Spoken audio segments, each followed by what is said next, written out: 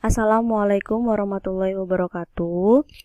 Saya di kelompok 1 akan mempresentasikan mengenai teori karir dan implikasinya dalam konseling atau teori of work adjustment. Saya Ulmasani Rusfa dan teman saya Isi Khairun Isa. Yang pertama akan dijelaskan oleh saya sendiri, yaitu mengenai pendahuluan. Pekerjaan merupakan suatu hubungan yang melibatkan dua belah pihak, baik secara individu maupun perusahaan. Dalam suatu pekerjaan, individu dapat memilih sesuai dengan kemampuan individu, baik di bidang akademik maupun non-akademik. Jadi di sini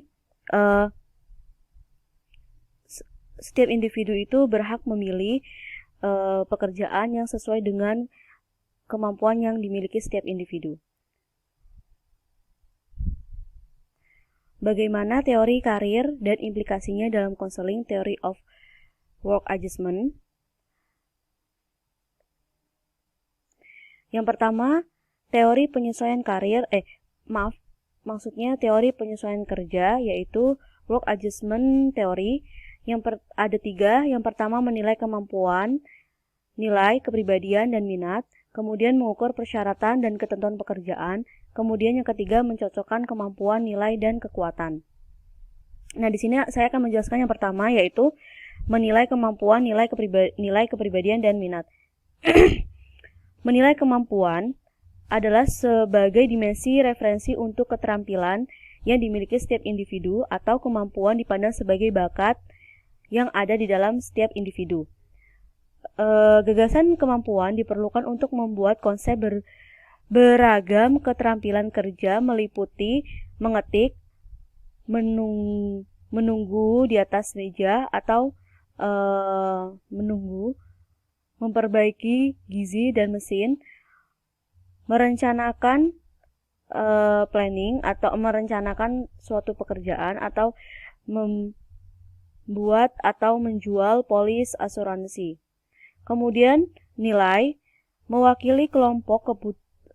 yaitu mewakili kelompok kebutuhan. Nilai-nilai dapat dijelaskan sebagai berikut, yaitu prestasi, kenyamanan, status, altruisme, keamanan, otonomi. Prestasi yaitu kemampuan seseorang atau pencapaian yang telah dilakukan oleh seseorang. Kemudian kenyamanan, dalam suatu pekerjaan, setiap individu ingin memiliki kenyamanan dalam pekerjaannya, baik dalam posisi pekerjaannya ataupun dengan lingkungan pekerjaannya. Kemudian status, yaitu pengakuan yang didapat oleh individu dari pekerjaannya, entah baik dalam pengakuan teman kerja, rekan kerja, bos, ataupun lingkungannya. Altruisme yaitu bertolak belakang dengan status karena dia melibatkan dengan orang lain. Jadi dia mampu melakukan pekerjaan bersama dengan orang lain. Yaitu terus selanjutnya keamanan. Keamanan adalah setiap individu ingin terhindar dari kondisi bahaya atau ingin merasakan rasa aman yang ada di dalam suatu pekerjaannya. Kemudian otonomi, ingin mencoba kesempatan bekerja sendiri dengan ide-idenya. Kemudian gaya kepribadian berkaitan dengan sesuatu dan nilai-nilai tertentu, berinteraksi dengan situasi pekerjaannya. Kemudian minat yaitu sebagai berasal dari nilai-nilai dan kemampuan bahwa mereka adalah ekspresi dari hubungan kemampuan dan nilai. Jadi setiap individu itu memiliki kemampuan dan nilai sehingga tumbuhnya suatu minat dalam memilih pekerjaan. Kemudian yang kedua, mengukur persyaratan dan ketentuan pekerjaan, yaitu ada 2, pola kemampuan dan pola nilai. Yang pertama, pola kemampuan untuk mengembangkan kemampuan penting yang diperlukan untuk berbagai macam pekerjaan. Pola nilai yaitu untuk melihat bagaimana nilai-nilai klien untuk mencocokkan dengan nilai-nilai yang dipenuhi oleh sejumlah perusahaan atau tempat kerja. Kemudian yang ketiga, mencocokkan kemampuan, nilai, dan kekuatan, yaitu informasi penting tentang pekerjaan didapat diberikan dengan informasi tentang pola kerja dan pola penguatan kerja. slide selanjutnya, yaitu B. Konseling penyesuaian pekerjaan. Teori penyesuaian kerja juga dapat digunakan untuk menilai jenis masalah yang mungkin dimiliki individu dalam penyesuaian pekerjaannya. Contohnya, misalkan ada seorang individu yang tidak memiliki, maksudnya di dalam lingkungan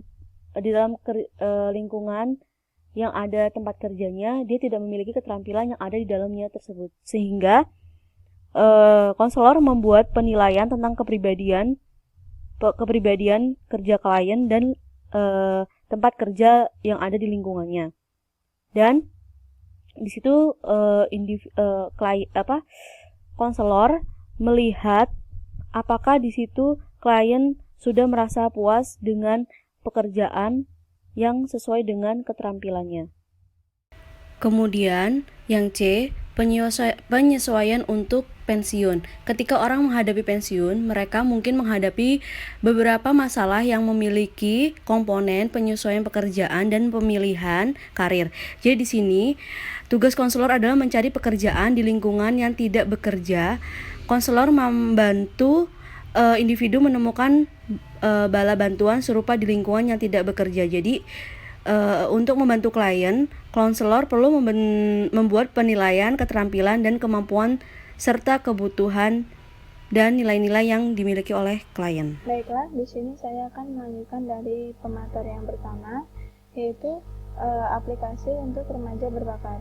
Di sini pola penguat pendidikan remaja berbakat dan mengabarkan bagaimana para pemuda ini mampu membuat keputusan pendidikan dan kejuruan pada usia yang lebih muda dari orang-orang sezaman mereka dengan merujuk pada konsep-konsep dasar untuk teori penyesuaian kerja. Nah, di sini para remaja berbakat itu dapat lebih mudah untuk pengambilan keputusan pendidikan dan kejuruan mereka daripada tahun-tahun yang sebelumnya. Nah, di sini nantinya mereka akan lebih mudah dalam pengambilan keputusan untuk kejuaraan mereka, sehingga nantinya kedepannya itu akan lebih mudah untuk memilih apa tujuan mereka, apa bakat kerja mereka, sehingga di sini kita sudah dapat membantu dari konsep dasar untuk teori penyesuaian kerja, di mana nantinya jika pekerjaan atau jurusan atau pendidikan itu sesuai dengan apa minat dan bakatnya para remaja tersebut, maka nanti akan dapat lebih mudah dalam menyesuaikan dengan pekerjaan mereka dengan diri mereka sendiri. Baiklah, untuk yang selanjutnya itu ada peran instrumen penilaian, di mana di sini pengembangan instrumen psikometrik itu telah berjalan seiring dengan perkembangan teori penyesuaian kerja, di mana dari proyek penyesuaian kerja ini ada yang namanya instrumen penelitiannya itu MIQ atau Minnesota Importance Questionnaire. Di sini digunakan untuk menguji dari teori MGDQ atau Minnesota Job Description Questionnaire, MSQ, dan formulir informasi biografis. Lalu yang selanjutnya itu ada peran informasi pekerjaan. Di sini informasi pekerjaan menyajikan tentang tantangan khusus bagi konselor menggunakan teori penyesuaian kerja. Di sini konselor itu menyediakan informasi atau daftar pekerjaan yang sesuai dengan pola pekerjaan. Jadi nanti apa yang cocok untuk si A, si B, si C, jadi nantinya konselor akan lebih mudah, oh kamu sepertinya lebih cocok ke sini, bagaimana jika begini, seperti itu nantinya. Jadi akan lebih mudah dalam memilih pekerjaan sesuai dengan passion kita. Lalu yang selanjutnya itu ada menerapkan teori pada wanita dan populasi yang beragam budaya. Di sini perbedaan kelompok itu belum menjadi fokus dari teori penyesuaian kerja. Dawes dan Lofquist 1984 telah memfokuskan pada perbedaan besar dalam kelompok daripada perbedaan kecil yang mungkin ada di antara kelompok. Nah, di sini itu Misalnya ada berbagai skor pada skala prestasi untuk pria dan wanita di dalam kelompok itu. Nah, sedangkan ada perbedaan yang kecil antara pria dan wanita pada skala prestasi. Nah, di sini tuh tidak ada belum ada teori yang fokus untuk kelompok mana, kelompok wanita atau pria seperti itu. Lalu yang selanjutnya itu ada masalah konselor. Nah, di sini baik klien dan konselor itu dapat berfungsi sebagai penguat satu sama lain, seperti halnya lingkungan kerja dapat berfungsi sebagai penguat bagi pekerja. Dan di sini Lovius dan Dawes menyarankan bahwa dalam pelatihan konselor harus mengidentifikasi kebutuhan nilai mereka sendiri. Nah, di sini mereka itu tuh harus saling membantu atau saling menguntungkan, di mana konselor itu juga harus profesional sehingga dapat membantu para pekerja untuk dapat menyesuaikan diri dengan pekerjaannya, dengan lingkungan kerjanya, sehingga nanti produktivitas mereka itu akan semakin meningkat, sehingga mereka itu dapat saling menguntungkan, di mana konselor itu sendiri juga dapat diperkuat dengan hasil kinerja dari klien itu semakin bagus, semakin meningkat. Lalu yang selanjutnya itu kesimpulan, di mana teori penyelesaian kerja Lovius dan Dawes terkenal karena penekanan pada menentukan sifat-sifat individu dan mencocokkannya dengan persyaratan pekerjaan dan penguat. Teori penyelesaian kerja terdiri